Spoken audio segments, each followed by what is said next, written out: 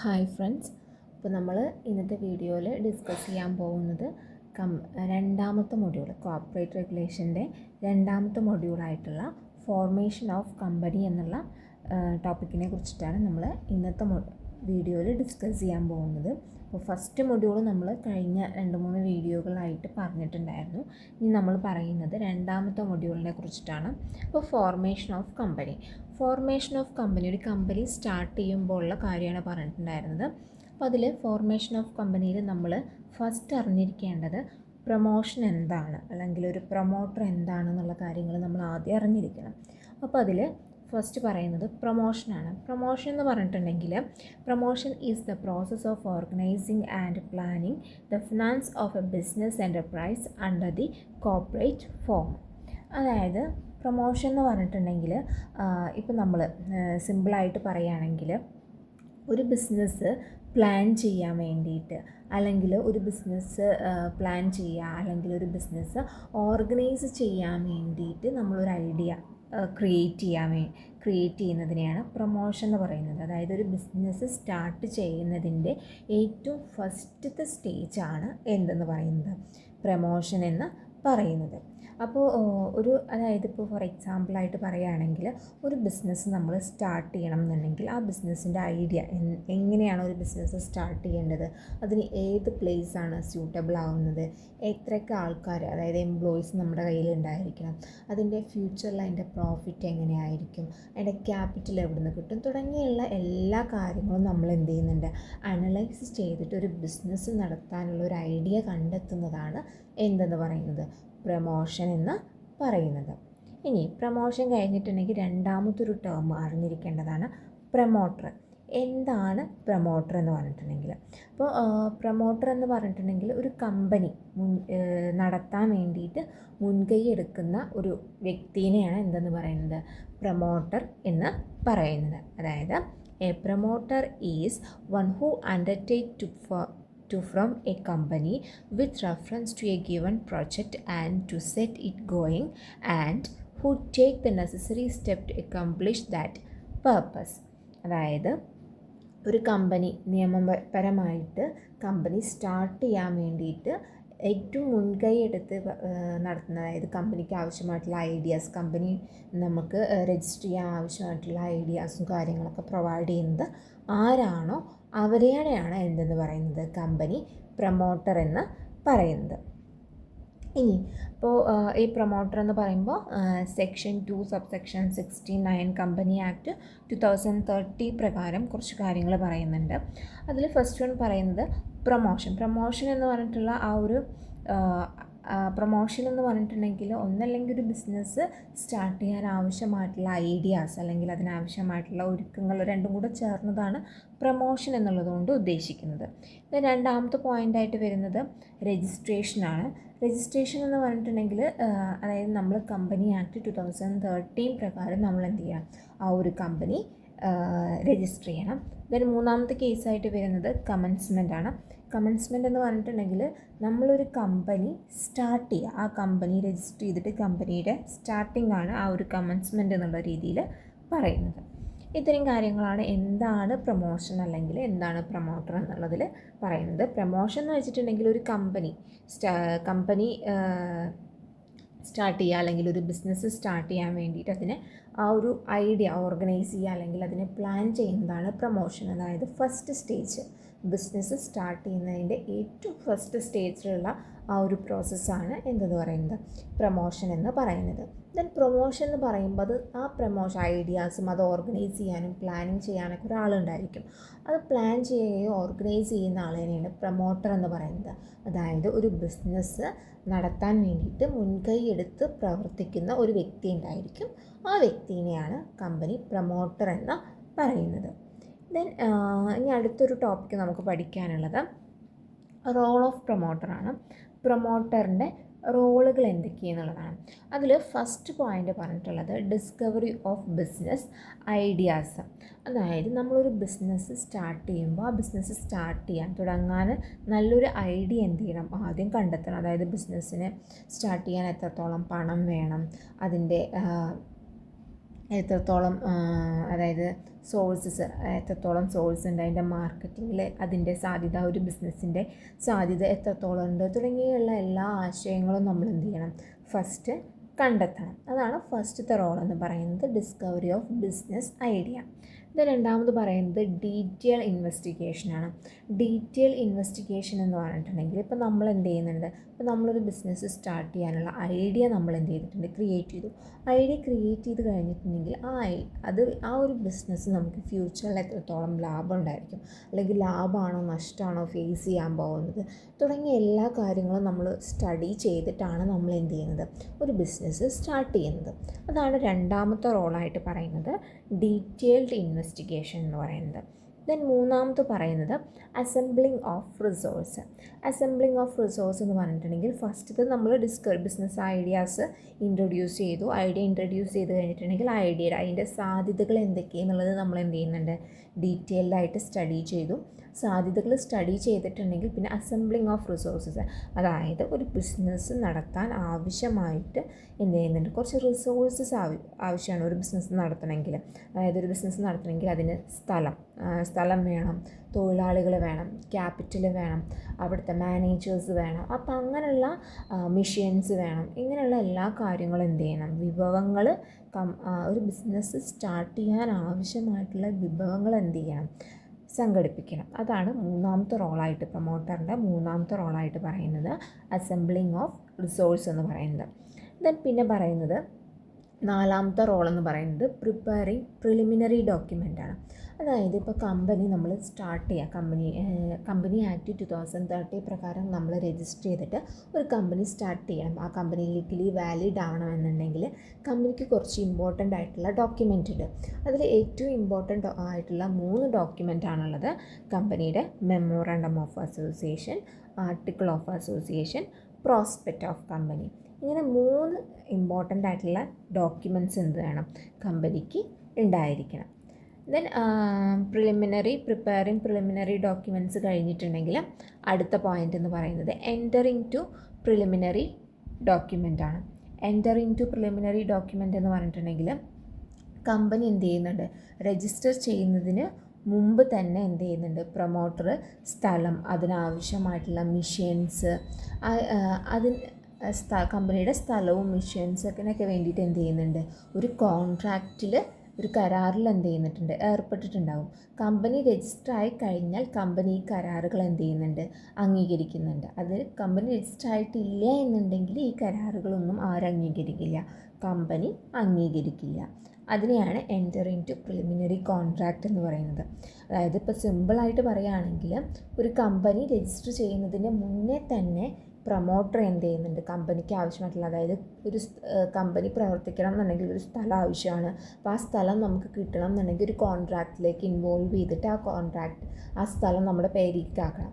അത് ഓൾറെഡി ചെയ്തിട്ടുണ്ടായിരിക്കും. അതുപോലെ തന്നെ കമ്പനി പ്രവർത്തിക്കാൻ ആവശ്യമായിട്ടുള്ള മെഷീനറീസൊക്കെ എന്ത് ചെയ്യുന്നുണ്ട്, കോൺട്രാക്റ്റ് വഴി എന്ത് ചെയ്യുന്നുണ്ട്, പ്രൊമോട്ടർ ഉണ്ടാക്കുന്നുണ്ട്. അപ്പോൾ അങ്ങനെ ഉണ്ടാക്കി കഴിഞ്ഞിട്ട് കമ്പനി രജിസ്റ്റർ ആയി കഴിഞ്ഞാൽ മാത്രമേ ആ കരാർ ആരംഗീകരിക്കുള്ളൂ, കമ്പനി അംഗീകരിക്കുള്ളൂ. ഇനി കമ്പനി ആക്ട് 2030 പ്രകാരം കമ്പനി രജിസ്റ്റർ ചെയ്തിട്ടില്ല എന്നുണ്ടെങ്കിൽ ആരംഗീകരിക്കുന്നില്ല, കമ്പനി അത് അംഗീകരിക്കുന്നില്ല.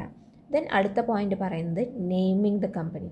അതായത് കമ്പനി 2030 പ്രകാരം നമ്മൾ എന്ത് ചെയ്തിട്ടുണ്ട്, രജിസ്റ്റർ ചെയ്ത് കഴിഞ്ഞിട്ടുണ്ടെങ്കിൽ കമ്പനി പ്രവർത്തിക്കണം എന്നുണ്ടെങ്കിൽ കമ്പനിക്ക് ഒരു പേരുണ്ടായിരിക്കണം. അപ്പോൾ ആ ഒരു പേര് നമ്മൾ സജസ്റ്റ് ചെയ്യുമ്പോൾ അതായത് നമ്മൾ പബ്ലിക് കമ്പനിയുമായിട്ട് സാമ്യം വരാൻ പാടില്ല. അതുപോലെ തന്നെ മറ്റ് കമ്പനികളുടെ പേരുമായിട്ട് യാതൊരുവിധ യോജിപ്പും ഉണ്ടാവരുത്. അങ്ങനെയുള്ള പേരായിരിക്കണം നമ്മൾ എന്ത് ചെയ്യാൻ, സെലക്ട് ചെയ്യാൻ വേണ്ടിയിട്ട്. ദെൻ അടുത്തത് പറയുന്നത് അപ്പോയിൻമെൻറ്റ് ഓഫ് ബ്രോക്കേഴ്സ്, ബാങ്കേഴ്സ്, അണ്ടർറൈറ്റേഴ്സാണ്. അതായത് നമ്മളൊരു കമ്പനി തുടങ്ങണം എന്നുണ്ടെങ്കിൽ കമ്പനിക്ക് ആവശ്യമായിട്ടുള്ള bank, share brokers, legal advisors എന്നിവരെയൊക്കെ ആദ്യം തന്നെ എന്ത് ചെയ്യണം, പ്രൊമോട്ടർ എന്ത് ചെയ്യുന്നുണ്ട്, തീരുമാനിക്കുന്നുണ്ട്. അത് കമ്പനി രജിസ്റ്റർ കഴിഞ്ഞിട്ടുണ്ടെങ്കിൽ, കമ്പനിയുടെ രജിസ്ട്രേഷനും കാര്യങ്ങളൊക്കെ കഴിഞ്ഞിട്ടുണ്ടെങ്കിൽ ഇത് പ്രൊമോട്ടർ അല്ലെങ്കിൽ കമ്പനി എന്ത് ചെയ്യുന്നുണ്ട്, ഔദ്യോഗികമായിട്ട് അംഗീകരിക്കും. ഇവരൊക്കെയാണ് കമ്പനിയുടെ ബാങ്കർ അല്ലെങ്കിൽ ബ്രോക്കേഴ്സ് അല്ലെങ്കിൽ അണ്ടർറൈറ്റേഴ്സ് എന്നൊക്കെ പറഞ്ഞിട്ട് ഔദ്യോഗികമായിട്ട് എന്ത് ചെയ്യുന്നുണ്ട്, അംഗീകരിക്കുന്നുണ്ട്. അതിനെയാണ് അപ്പോയിൻമെൻറ്റ് ഓഫ് ബാങ്കേഴ്സ്, ബ്രോക്കേഴ്സ് അല്ലെങ്കിൽ അണ്ടർറൈറ്റേഴ്സ് എന്ന് പറയുന്നത്. അപ്പോൾ നമ്മൾ പറഞ്ഞത് റോൾ ഓഫ് പ്രൊമോട്ടറാണ്. റോൾ ഓഫ് പ്രൊമോട്ടർ എന്ന് പറയുമ്പോൾ ഫസ്റ്റ് പറഞ്ഞ ബിസിനസ്സിൻ്റെ ഐഡിയാസും കാര്യങ്ങളൊക്കെ എന്ത് ചെയ്യുന്നുണ്ട്, ഇൻട്രൊഡ്യൂസ് ചെയ്യുക. ഐഡിയാസ് ഇൻട്രൊഡ്യൂസ് ചെയ്തിട്ടുണ്ടെങ്കിൽ രണ്ടാമത്തെ റോൾ എന്ന് പറഞ്ഞിട്ടുണ്ടെങ്കിൽ ഐഡിയാസിൻ്റെ സാധ്യതകളെ കുറിച്ചിട്ട് ഡീറ്റെയിൽഡ് ആയിട്ട് എന്ത് ചെയ്യുന്നുണ്ട്, സ്റ്റഡി നടത്തുന്നുണ്ട്. ദെൻ സ്റ്റഡി നടത്തി കഴിഞ്ഞിട്ടുണ്ടെങ്കിൽ മൂന്നാമത്തത് പറയുന്നത് അസംബ്ലിങ് ഓഫ് റിസോഴ്സസ് ആണ്. അസംബ്ലിങ് ഓഫ് റിസോഴ്സസ് എന്ന് പറഞ്ഞിട്ടുണ്ടെങ്കിൽ ആ ബിസിനസ് നടത്താൻ ആവശ്യമായിട്ടുള്ള വിഭവങ്ങൾ, അതായത് സ്ഥലം, തൊഴിലാളികൾ, ക്യാപിറ്റൽ, മിഷനറീസ് അങ്ങനെയുള്ള വിഭവങ്ങളൊക്കെ സംഘടിപ്പിക്കുക. അതാണ് അസംബ്ലിങ് ചെയ്യലാണ് മൂന്നാമത്തെ റോൾ എന്ന് പറയുന്നത്. ദെൻ അതൊക്കെ കിട്ടിയിട്ടുണ്ടെങ്കിൽ നാലാമത്തേതെന്ന് പറയുന്നത് പ്രിപ്പയറിങ് പ്രിലിമിനറി ഡോക്യുമെൻ്റ് ആണ്. അതായത് കമ്പനി പ്രവർത്തിക്കണം, വാലിഡ് ആയിട്ടുള്ള രീതിയിൽ കമ്പനി പ്രവർത്തിക്കണം എന്നുണ്ടെങ്കിൽ കമ്പനിക്ക് ഇമ്പോർട്ടൻ്റ് ആയിട്ടുള്ള 3 ഡോക്യുമെൻ്റ് ഉണ്ടായിരിക്കണം. ഒന്ന് memorandum of association, article of association, then prospect എന്ന് പറഞ്ഞിട്ടുള്ള 3 ഡോക്യുമെൻ്റ് കമ്പനിക്ക് ഉണ്ടായിരിക്കണം. ദെൻ അടുത്തത് പറയുന്നത് enter in to preliminary document ആണ്. പ്രിലിമിനറി ഡോക്യുമെൻ്റ് എന്ന് പറയുന്നത് ഒരു കമ്പനി രജിസ്റ്റർ ചെയ്യുന്നതിൻ്റെ മുന്നേ തന്നെ പ്രൊമോട്ടർ എന്ത് ചെയ്യുന്നുണ്ട്, കമ്പനിക്ക് ആവശ്യമായിട്ടുള്ള സ്ഥലം, അതുപോലെ തന്നെ മിഷനറീസൊക്കെ എന്ത് ചെയ്യുന്നുണ്ട്, കോൺട്രാക്റ്റ് മുഖേന കളക്ട് ചെയ്ത് വെക്കുന്നുണ്ട്, എല്ലാം സെറ്റ് ചെയ്ത് വെക്കുന്നുണ്ട്. അത് സെറ്റ് ചെയ്ത് വെച്ചിട്ട് കമ്പനി രജിസ്റ്റർ ആയാൽ മാത്രമേ കമ്പനി എന്ത് ചെയ്യുന്നുള്ളൂ, ഈ ഒരു കോൺട്രാക്റ്റ് അംഗീകരിക്കുള്ളൂ.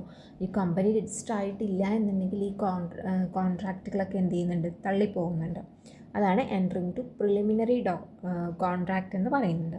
ദെൻ അടുത്ത പോയിന്റ് പറയുന്നത് നെയിമിങ് ദ കമ്പനിയാണ്. നെയിമിങ് ദ കമ്പനി എന്ന് പറഞ്ഞിട്ടുണ്ടെങ്കിൽ കമ്പനി രജിസ്റ്റർ ചെയ്തിട്ടുണ്ടെങ്കിൽ അടുത്ത സ്റ്റെപ്പ് കമ്പനിക്ക് ഒരു പേര് കൊടുക്കുക എന്നുള്ളതാണ്.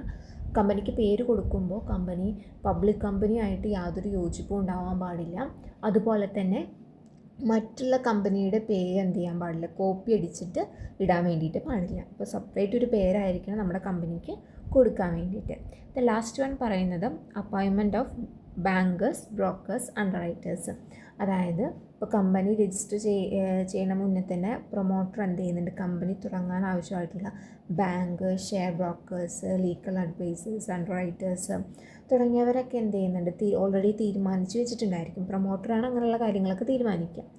തീരുമാനിച്ച് വെച്ച് കമ്പനി രജിസ്റ്റർ ആയിട്ട് കഴിഞ്ഞിട്ടുണ്ടെങ്കിൽ കമ്പനി ഇവരൊക്കെയാണ്, നമ്മുടെ ബാങ്കും ബ്രോക്കേഴ്സ് അല്ലെങ്കിൽ ലീഗൽ അഡ്വൈസേഴ്സ്, അണ്ടർറൈറ്റേഴ്സ് ഇവരൊക്കെയാണ് എന്നുള്ളത് കമ്പനി എന്ത് ചെയ്യുന്നുണ്ട്, അംഗീകരിക്കുന്നുണ്ട്.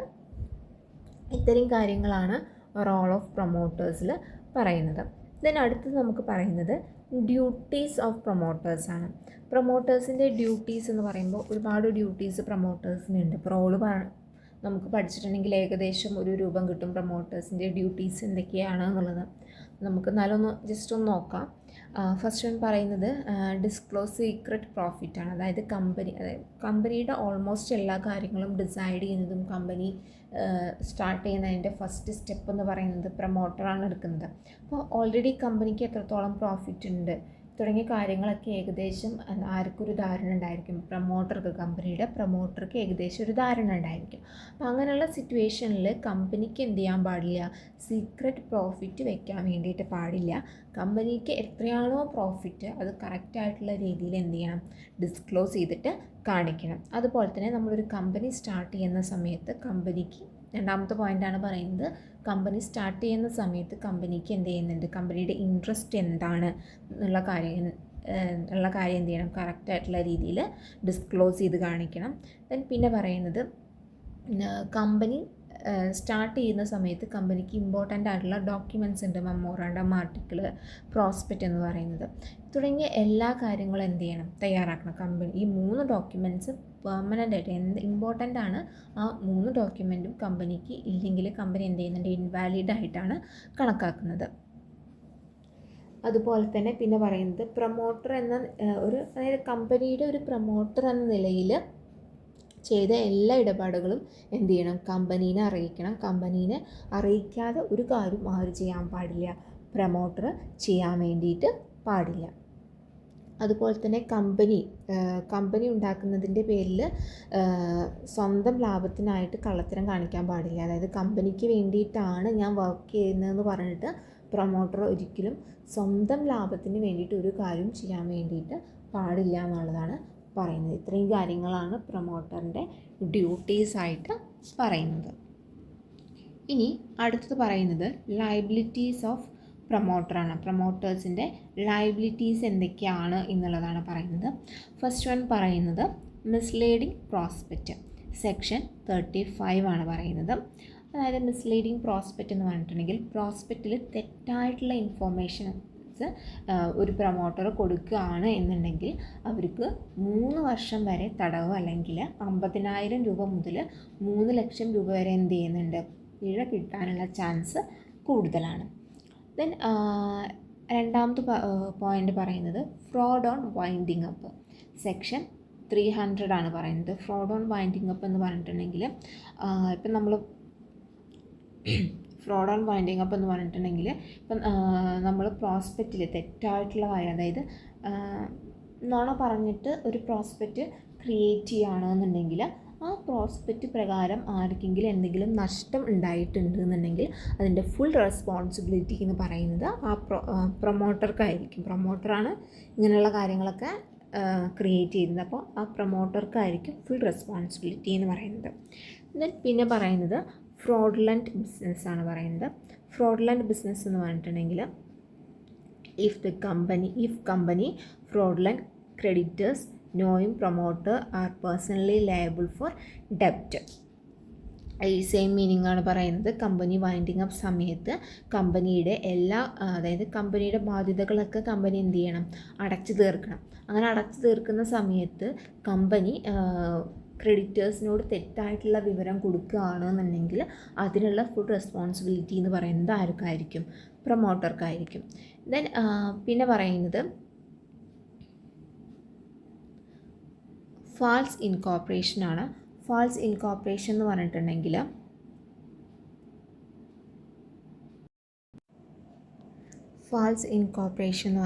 സെക്ഷൻ 7 സബ്സെക്ഷൻ 6 ആണ് പറയുന്നത്.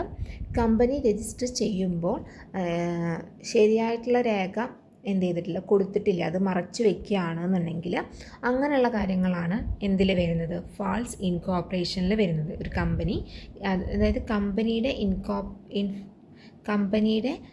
കമ്പനി സ്റ്റാർട്ട് ചെയ്യുന്ന സമയത്ത് എന്ത് ചെയ്യുന്നുണ്ട്, തെറ്റായിട്ടുള്ള ഇൻഫോർമേഷൻസ് കൊടുക്കുകയാണെന്നുണ്ടെങ്കിൽ അതിനെയാണ് ഫാൾസ് ഇൻകോർപ്പറേഷൻ എന്ന് പറയുന്നത്. സെക്ഷൻ 7 സബ്സെക്ഷൻ 6 അത് വരുന്നത്.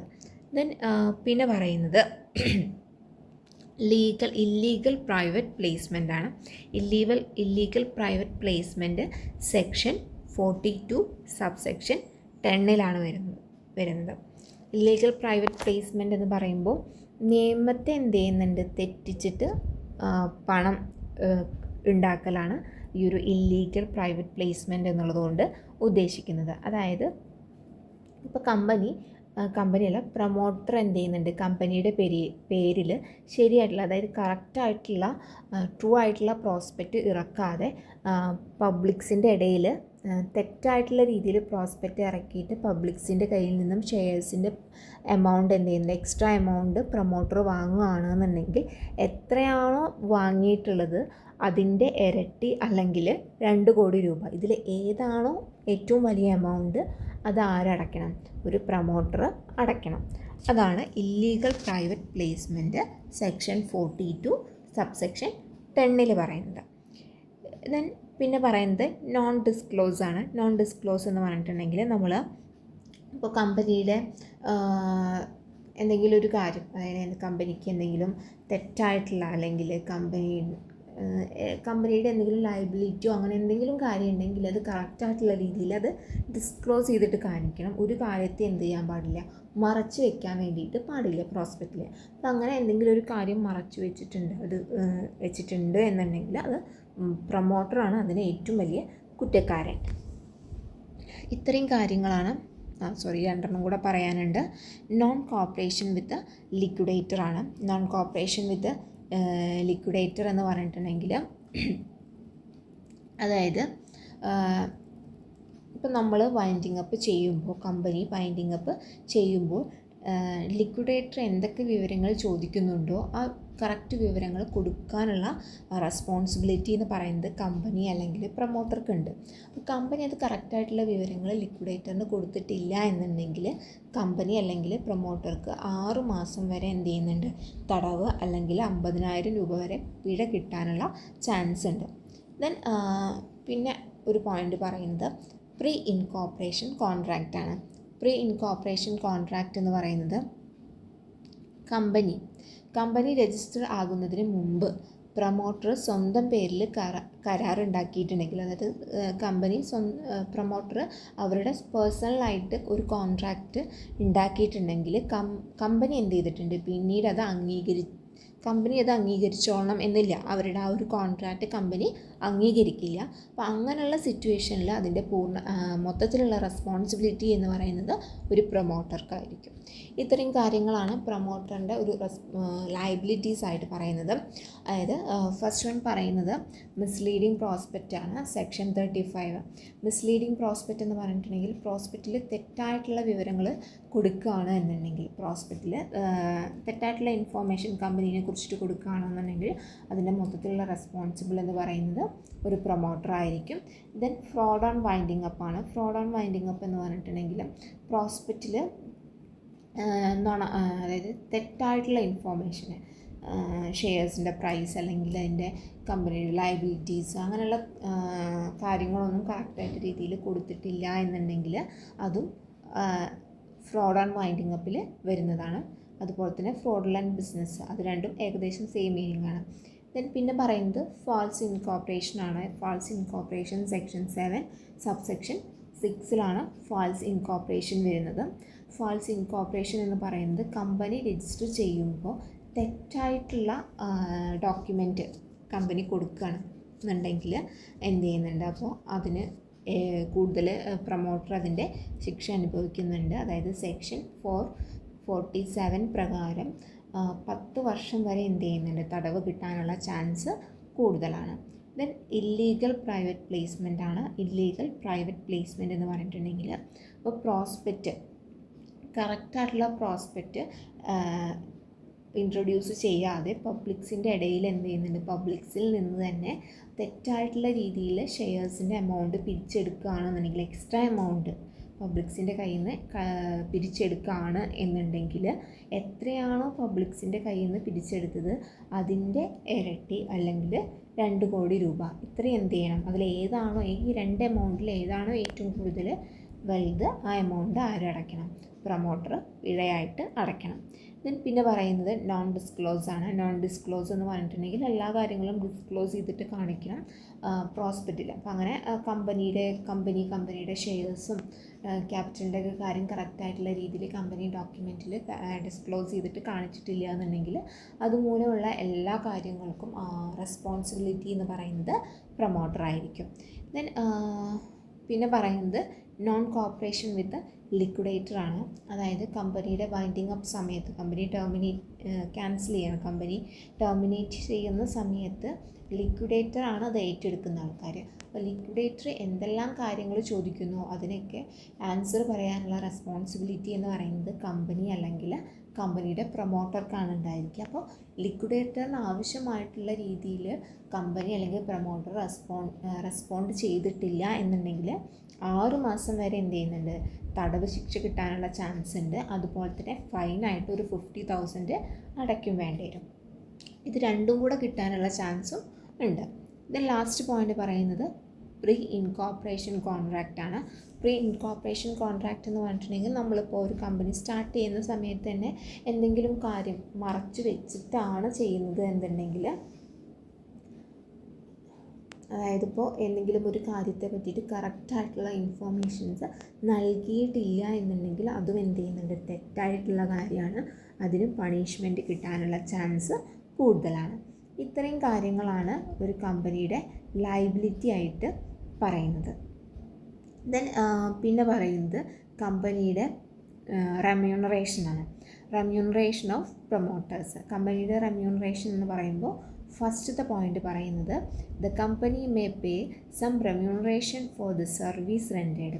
അതായത് ഇപ്പോൾ കമ്പനിയുടെ പ്രൊമോട്ടർ അവർ എന്ത് ജോലിയാണോ ചെയ്തത് അതിനനുസരിച്ചിട്ടുള്ള ഒരു എമൗണ്ട് എന്ത് ചെയ്യണം, അവർക്ക് പ്രതിഫലമായിട്ട്, അതായത് റെമ്യൂണറേഷനായിട്ട് കൊടുക്കണം. ദെൻ രണ്ടാമത്തെ പോയിന്റ് പറയുന്നത് profit on transaction allowed only after full disclosure to company or members.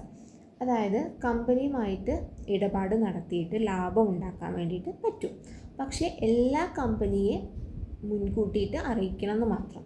അതായത് ഇപ്പോൾ ഒരു കമ്പനിയുമായിട്ട് കോൺട്രാക്റ്റിലൊക്കെ ഏർപ്പെട്ടിട്ട് ലാഭം ഉണ്ടാക്കാൻ വേണ്ടിയിട്ട് ഒരു പ്രൊമോട്ടർക്ക് പറ്റുന്നുണ്ട്, പക്ഷെ അങ്ങനെ എന്തെങ്കിലും പ്രോഫിറ്റ് ക്രിയേറ്റ് ചെയ്യുന്നുണ്ട് എന്നുണ്ടെങ്കിൽ അത് മുൻകൂട്ടിയിട്ട് ആരെ അറിയിക്കണം, കമ്പനീനെ അറിയിക്കണം. ഇതിൽ മൂന്നാമത്തെ പോയിന്റ് പറയുന്നത് സെയിൽ ഓഫ് പ്രോപ്പർട്ടിയാണ്. The promoter sales property to company for fully paid shares with disclosure. അതായത് ഭാവിയിൽ കമ്പനിയുടെ ഷെയർ വാങ്ങാനുള്ള അവകാശം കൊടുക്കാൻ വേണ്ടിയിട്ട് പറ്റും. ഒരു പ്രൊമോട്ടർക്ക് ഫ്യൂച്ചറിൽ ആ കമ്പനിയുടെ ഷെയർസ് പർച്ചേസ് ചെയ്യാനുള്ള ഒരു റൈറ്റ് ആർക്ക് കൊടുക്കാൻ പറ്റും, പ്രൊമോട്ടർക്ക് കൊടുക്കാൻ വേണ്ടിയിട്ട് പറ്റും. ദെൻ പിന്നത്തെ പോയിന്റ് പറയുന്നത് ഷെയർസ് ഇൻ കമ്പനിയാണ്. Given fully paid shares is rewarded. അതായത് ഷെയർ വാങ്ങാനുള്ളൊരു ഓപ്ഷൻ ആർക്ക് കൊടുക്കാം, പ്രൊമോട്ടർക്ക് കൊടുക്കാം. അതായത് ഇപ്പോൾ ഫ്യൂച്ചറിൽ കമ്പനിയുടെ ഷെയർ പർച്ചേസ് ചെയ്യാനുള്ള ആ ഒരു റൈറ്റ് പ്രൊമോട്ടർക്ക് കൊടുക്കാൻ വേണ്ടിയിട്ട് പറ്റും. Then option to buy shares, അതിനെയാണ് ഓപ്ഷൻ ടു ബൈ ഷെയർസ് എന്ന് പറയുന്നത്. ദെൻ കമ്മീഷൻ കൊടുക്കാം. കമ്മീഷൻ എന്ന് പറയുമ്പോൾ ഇപ്പോൾ എന്തെങ്കിലും കമ്പനിയുടെ ഷെയർ എന്തെങ്കിലും വിറ്റിട്ടുണ്ട് എന്നുണ്ടെങ്കിൽ അതിനൊരു കമ്മീഷൻ ആർക്ക് കൊടുക്കാൻ പറ്റും, ആ ഒരു ഷെയർസ് പ്രൊമോട്ടർക്ക് കൊടുക്കാൻ വേണ്ടിയിട്ട് പറ്റും. ഇത്രയും കാര്യങ്ങളാണ് കമ്പനി പ്രൊമോട്ടറിൻ്റെ റെമ്യൂണറേഷനായിട്ട് പറയുന്നത്. ഫസ്റ്റത്തെ പോയിന്റ് പറയുന്നത് അതായത് ആ ഒരു പ്രൊമോട്ടർ എന്തെങ്കിലും ജോലി ചെയ്തിട്ടുണ്ട് എന്നുണ്ടെങ്കിൽ അതിന് കറക്റ്റായിട്ടുള്ളൊരു പ്രതിഫലം കൊടുക്കണം. അതുപോലെ തന്നെ കമ്പനിയുടെ ട്രാൻസാക്ഷൻ്റെ പ്രോഫിറ്റ് ഓൺ ട്രാൻസാക്ഷൻ എന്ന് പറഞ്ഞിട്ടുണ്ടെങ്കിൽ ഇപ്പോൾ കമ്പനി എന്തെങ്കിലും ഒരു ട്രാൻസാക്ഷൻസ് ഒക്കെ നടത്തിയിട്ട് ലാഭം ഉണ്ടാക്കാൻ വേണ്ടിയിട്ട് പ്രൊമോട്ടർക്ക് പറ്റും. അങ്ങനെ എന്തെങ്കിലും ഒരു പ്രോഫിറ്റ് ക്രിയേറ്റ് ചെയ്യുകയാണെന്നുണ്ടെങ്കിൽ അത് കമ്പനിയുടെ മുൻകൂട്ടിയിട്ട് അറിയിക്കണം. പിന്നെ മൂന്നാമത്തെ പോയിന്റ് പറയുന്നത് സെയിൽ ഓഫ് പ്രോപ്പർട്ടിയാണ്. സെയിൽ ഓഫ് പ്രോപ്പർട്ടി എന്ന് പറഞ്ഞിട്ടുണ്ടെങ്കിൽ അതായത് പ്രൊമോട്ടറിൻ്റെ സ്വന്തം സ്ഥലം അല്ലെങ്കിൽ എന്തെങ്കിലും ഒരു വസ്തുവോ കമ്പനിക്ക് എന്ത് ചെയ്യാൻ പറ്റും, വിറ്റ് അതിന് പകരം ഫുള്ളി പെയ്ഡ് അപ്പ് ഷെയർസായിട്ട് വാങ്ങാൻ വേണ്ടിയിട്ട് പറ്റും. ദെൻ അടുത്ത് പറയുന്നത് ഷെയർസ് ഇൻ കമ്പനിയാണ്. ഷെയർസ് ഇൻ കമ്പനി എന്ന് പറഞ്ഞിട്ടുണ്ടെങ്കിൽ ഭാവിയിൽ കമ്പനിയുടെ ഷെയർസ് വാങ്ങാനുള്ള റൈറ്റ് പ്രൊമോട്ടറിന് കൊടുക്കാം. ഓപ്ഷൻ ടു ബൈ ഷെയർസ് എന്ന് പറഞ്ഞിട്ടുണ്ടെങ്കിൽ shares right to purchase additional shares purchase ചെയ്യാനുള്ള റൈറ്റ് കൊടുക്കാൻ വേണ്ടിയിട്ട് പറ്റും. അതുപോലെ തന്നെ പിന്നെ പറയുന്നതാണ് കമ്മീഷൻ. അതായത് കമ്പനിയുടെ ഷെയർ എന്തെങ്കിലും സെയിലായി, അതായത് വിറ്റിട്ടുണ്ട് എന്നുണ്ടെങ്കിൽ അതിനൊരു കമ്മീഷനായിട്ട് നമുക്ക് പ്രൊമോട്ടർക്ക് കൊടുക്കാൻ വേണ്ടിയിട്ട് പറ്റും. ഇത്രയും കാര്യങ്ങളാണ് കമ്പനിയുടെ റെമ്യൂണറേഷനായിട്ട് പറയുന്നത്. സോ ഇത്രയാണ് നമ്മുടെ ഇന്നത്തെ വീഡിയോയിൽ പറയുന്നത്. അപ്പോൾ രണ്ടാമത്തെ മൊഡ്യൂളാണ്. രണ്ടാമത്തെ മൊഡ്യൂൾ എന്ന് പറയുന്നത് ഫോർമേഷൻ ഓഫ് കമ്പനിയിൽ ഫസ്റ്റ് നമുക്ക് ഓൾമോസ്റ്റ് പഠിക്കാനുള്ളത് പ്രൊമോഷൻ എന്താണ്, അല്ലെങ്കിൽ കമ്പനി പ്രൊമോട്ടർ എന്താണെന്നുള്ളതാണ്. അപ്പോൾ പ്രൊമോഷൻ എന്ന് പറഞ്ഞിട്ടുണ്ടെങ്കിൽ ഒരു കമ്പനിയുടെ ഫസ്റ്റ് പ്രോസസ്സാണ് പ്രൊമോഷൻ എന്ന് പറയുന്നത്. കമ്പനി നമ്മൾ സ്റ്റാർട്ട് ചെയ്യുക, അതായത് നമ്മൾ ഓൾറെഡി ഒരു ബിസിനസ് ഐഡിയ ക്രിയേറ്റ് ചെയ്യലാണ് പ്രൊമോഷൻ എന്ന് പറയുന്നത്. പ്രൊമോട്ടർ എന്ന് പറയുന്നത് ആരാണോ ബിസിനസ് ഐഡിയ ക്രിയേറ്റ് ചെയ്യുന്നത് അവരേനെയാണ് പ്രൊമോട്ടർ എന്ന് പറയുന്നത്. ദെൻ ആ ഒരു പ്രൊമോട്ടറിൻ്റെ റോളാണ്, അതായത് ബിസിനസ് ഐഡിയ ക്രിയേറ്റ് ചെയ്യുന്ന ആൾ, അത് ഡീറ്റെയിൽ ആയിട്ട് ഇൻവെസ്റ്റിഗേഷൻ ചെയ്യുന്ന ആൾ പ്രൊമോട്ടറാണ്. അതിന് ഇൻവെസ്റ്റിഗേഷൻ ചെയ്തിട്ടുണ്ടെങ്കിൽ ഒരു ബിസിനസ് നടത്താനായിട്ടുള്ള റിസോഴ്സസും കാര്യങ്ങളൊക്കെ അസംബ്ലിങ് ചെയ്യുന്നത് പ്രൊമോട്ടറാണ്. അതുപോലെ തന്നെ കമ്പനിക്ക് ഏറ്റവും ഇമ്പോർട്ടൻ്റ് ആയിട്ടുള്ള പ്രിലിമിനറി ഡോക്യുമെൻ്റാണ് മെമ്മോറാണ്ടം ആർട്ടിക്കിൾ പ്രോസ്പെക്റ്റ് എന്ന് പറയുന്നത്. അത് കറക്റ്റായിട്ടുള്ള രീതിയിൽ എന്ത് ചെയ്യണം, പ്രിപ്പയർ ചെയ്യുന്നത് പ്രൊമോട്ടറാണ്. അതുപോലെ തന്നെ ഒരു പ്രിലിമിനറി ഡോക്യുമെൻറ്റിൽ എന്ത് ചെയ്യണം, എൻട്രി ചെയ്യണം. അതായത് ഒരു ബിസിനസ് രജിസ്റ്റർ ചെയ്യുന്നതിൻ്റെ മുന്നേ തന്നെ ആ ഒരു ബിസിനസ് അല്ലെങ്കിൽ ഒരു കമ്പനിക്ക് ആവശ്യമായിട്ടുള്ള എല്ലാ കാര്യങ്ങളും എന്ത് ചെയ്യണം, ഒരു കോൺട്രാക്റ്റിലൂടെ എത്തിക്കുക എന്നുള്ളത് എൻ്റെ റെസ്പോൺസിബിലിറ്റി പ്രൊമോട്ടർക്കാണ്. ദെൻ നെയിമിങ് ദ കമ്പനി, അതായത് കമ്പനി രജിസ്റ്റർ ചെയ്തിട്ടുണ്ടെങ്കിൽ കമ്പനിക്ക് കറക്റ്റായിട്ടുള്ള ഒരു നെയിമും കാര്യങ്ങളൊക്കെ കൊടുക്കണം. ദെൻ പിന്നെ പറയുന്നത് ആ നെയിമും കാര്യങ്ങളൊക്കെ കൊടുത്തിട്ടുണ്ടെങ്കിൽ കമ്പനി സ്റ്റാർട്ട് ചെയ്യാൻ ആവശ്യമായിട്ടുള്ള ബാങ്ക്, ബ്രോക്കേഴ്സ്, അണ്ടർ റൈറ്റേഴ്സ് തുടങ്ങിയ കാര്യങ്ങളൊക്കെ തീരുമാനിക്കുന്നതും പ്രൊമോട്ടറായിരിക്കും. ഇത്രയും കാര്യങ്ങളാണ് പ്രൊമോട്ടറിൻ്റെ റോളായിട്ട് പറയുന്നത്. ദെൻ പിന്നെ പറയുന്നത് ഡ്യൂട്ടീസാണ്. ഡ്യൂട്ടീസ് എന്ന് പറയുമ്പോൾ ഏകദേശം റോളൊക്കെ ഡ്യൂട്ടീസായിട്ട് വരുന്നുണ്ട്. അതായത് പ്രൊമോട്ടറിൻ്റെ അതായത് കമ്പനിയുടെ പ്രോഫിറ്റും കാര്യങ്ങളൊക്കെ കറക്റ്റായിട്ടുള്ള രീതിയിൽ ഡിസ്ക്ലോസ് ചെയ്തിട്ട് കാണിക്കണം. ഒരു കാര്യങ്ങളും എന്ത് ചെയ്യാൻ പാടില്ല, മറച്ചു വയ്ക്കാൻ വേണ്ടിയിട്ട് പാടില്ല. അതുപോലെ തന്നെ കമ്പനിയുടെ ഇൻട്രസ്റ്റ് കാര്യങ്ങളൊക്കെ ഡിസ്ക്ലോസ് ചെയ്തിട്ട് കാണിക്കണം. ദെൻ പിന്നെ പറയുന്നത് കമ്പനിയുടെ ഇൻട്രസ്റ്റും കാര്യങ്ങളൊക്കെ ഡിസ്ക്ലോസ് ചെയ്ത് കാണിക്കണം. ദെൻ പിന്നെ പറയുന്നത് കമ്പനിയുടെ ഡോക്യുമെൻറ്റ്സ് ആണ്. കമ്പനിയുടെ ഡോക്യുമെൻറ്റ്സ് കറക്റ്റായിട്ടുള്ള രീതിയിൽ പ്രിപ്പയർ ചെയ്യുന്നത് പ്രൊമോട്ടറാണ്. അതുപോലെ തന്നെ പ്രൊമോട്ടർ ഏതെങ്കിലും ഒരു കോൺട്രാക്റ്റിലേക്ക് ഏർപ്പെട്ടിട്ടുണ്ട് എന്നുണ്ടെങ്കിൽ അതും കമ്പനീനെ അറിയിക്കണം. ഇത് ലയബിലിറ്റീസ് പറയുന്നുണ്ട്. ലയബിലിറ്റി എന്ന് പറയുന്നത് പ്രോസ്പെക്റ്റിൽ മിസ്ലീഡിങ് പ്രോസ്പെക്റ്റ് സെക്ഷൻ 35 കറക്റ്റായിട്ടുള്ള രീതിയിൽ പ്രോസ്പെക്റ്റിൽ ഇൻഫോർമേഷൻ കൊടുക്കണം. ഫ്രോഡ് ഓൺ ബൈൻഡിങ് അപ്പും അതുപോലെ തന്നെ ഫ്രോഡുലൻറ്റ് ബിസിനസ് ബൈൻഡിങ് അപ്പും കറക്റ്റ്, രണ്ടും സെയിം മീനിങ് ആണ്. ദെൻ പിന്നെ പറയുന്നത് ഫാൾസ് ഇൻകോർപ്പറേഷൻ ആണ്. False incorporation section 7 subsection 6. അതുപോലെ തന്നെ illegal private placement section 42 subsection 10 non disclosure. Then പിന്നെ പറയുന്നത് നോൺ കോർപ്പറേഷൻ വിത്ത് ലിക്വിഡേറ്റർ. അടുത്ത പോയിന്റ് പറയുന്നത് പ്രീ ഇൻകോർപ്പറേഷൻ കോൺട്രാക്റ്റ്. ഇത്രയും കാര്യങ്ങളാണ് ലയബിലിറ്റി ആയിട്ട് പറയുന്നത്. ദെൻ റെമ്യൂണറേഷൻ എന്ന് പറയുന്നത് കമ്പനിയുടെ പ്രൊമോട്ടർ എന്തെങ്കിലും കറക്റ്റായിട്ടുള്ള രീതിയിൽ അവരുടെ വർക്കും കാര്യങ്ങളൊക്കെ ചെയ്യുകയാണെന്നുണ്ടെങ്കിൽ അതിനുള്ള ഒരു പ്രതിഫലം കറക്റ്റായിട്ടുള്ള രീതിയിൽ കമ്പനി കൊടുക്കണം. അതുപോലെ തന്നെ പ്രോഫിറ്റ് ഓൺ ട്രാൻസാക്ഷനാണ്. ഇപ്പോൾ കമ്പനി എന്തെങ്കിലും ട്രാൻസാക്ഷൻസ് ഒക്കെ നടത്തിയിട്ട് പ്രോഫിറ്റ് ഉണ്ടാക്കുകയാണെന്നുണ്ടെങ്കിൽ പ്രൊമോട്ടർ അത് കമ്പനീനെ മുൻകൂട്ടിയിട്ട് അറിയിക്കണം. ദെൻ പിന്നെ പറയുന്നത് സെയിൽ ഓഫ് പ്രോപ്പർട്ടിയാണ്. കമ്പനിയുടെ എന്തെങ്കിലും പ്രോപ്പർട്ടി സെല് ചെയ്യാനുള്ള റൈറ്റൊക്കെ ആർക്കുണ്ട്, പ്രൊമോട്ടർക്കുണ്ട്. അത് സ്വന്തം സ്ഥലമോ അല്ലെങ്കിൽ എന്തെങ്കിലും ഒരു വസ്തു കമ്പനിക്ക് വിറ്റിട്ട് അതിന് പകരം ഫുള്ളി പെയ്ഡ് ഷെയർസായിട്ട് ഒരു പ്രൊമോട്ടർക്ക് കമ്പനിയുടെ കയ്യിൽ നിന്ന് വാങ്ങാനുള്ള റൈറ്റ് ഉണ്ട്. അതുപോലെ തന്നെ ഓപ്ഷൻ ടു ബൈ ഷെയർസ് ആണ്. ഓപ്ഷൻ ടു ബൈ ഷെയർസ് എന്ന് പറഞ്ഞിട്ടുണ്ടെങ്കിൽ ഭാവിയിൽ ഇപ്പോൾ ഫ്യൂച്ചറിൽ കമ്പനിയുടെ ഷെയർസ് പർച്ചേസ് ചെയ്യാനുള്ള റൈറ്റ് പ്രൊമോട്ടർക്കുണ്ട്. ദെൻ കമ്മീഷൻ എന്ന് പറഞ്ഞിട്ടുണ്ടെങ്കിൽ ഇപ്പോൾ കമ്പനിയുടെ ഏതെങ്കിലും ഒരു ഷെയർ വിറ്റ് പോയിട്ടുണ്ടെന്നുണ്ടെങ്കിൽ അതിൻ്റെ ഒരു സർട്ടൻ പെർസെൻറ്റേജ് പ്രൊമോട്ടർക്ക് കിട്ടാനുള്ള റൈറ്റ് ഉണ്ട്. ഇത്രയും കാര്യങ്ങളാണ് റെമ്യൂണറേഷനിൽ പറയുന്നത്. അപ്പോൾ ഇത്രയാണ് ഇന്നത്തെ വീഡിയോയിൽ പറയുന്നത്. ഇനി 3-4 ടോപ്പിക്കും കൂടെ നമുക്ക് ഡിസ്കസ് ചെയ്യാനുണ്ട് ഈ ഒരു മൊഡ്യൂളിൽ തന്നെ. അത് അടുത്ത വീഡിയോയിലായിട്ട് നമുക്ക് പറയാം.